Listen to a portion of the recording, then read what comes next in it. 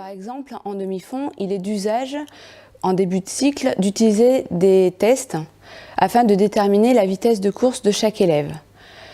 Et tout ça afin de concevoir des situations où l'enseignant prescrit les allures. L'élève, ainsi, applique et court. Notre démarche, à l'inverse, va partir d'un choix laissé aux élèves où l'élève va pouvoir choisir d'une part son allure, donc une allure lente, rapide, et d'autre part sa durée de course. On peut même poser un droit à la marche. On va laisser à l'élève le choix de son allure et de sa durée. Celui-ci va pouvoir construire sa propre vitesse de référence.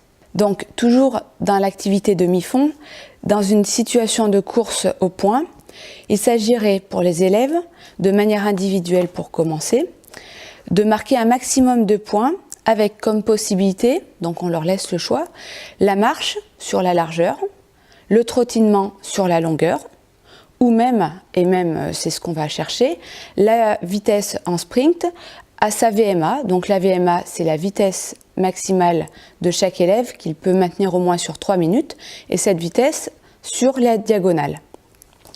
Donc là, on considère un terrain de handball, par exemple, où on propose cette situation. Vivre cette situation permet à l'élève de connaître son allure, tout en prenant des repères sur soi et sur, par exemple, son niveau d'essoufflement. Si l'objectif est de réaliser un maximum de diagonales, l'élève peut ajuster son allure s'il est légèrement essoufflé, en trottinant, voire en marchant. C'est ce qui nous intéresse. Ainsi, tout en choisissant un contrat de course, 6 minutes ou 9 minutes, l'élève va apprendre à ajuster sa vitesse. Donc c'est d'abord en choisissant un contrat d'action avec un choix de durée, 6 minutes ou 9 minutes, puis en choisissant son allure au sein même de ce contrat, qu'on va observer une meilleure implication dans les activités qu'on pratique avec eux.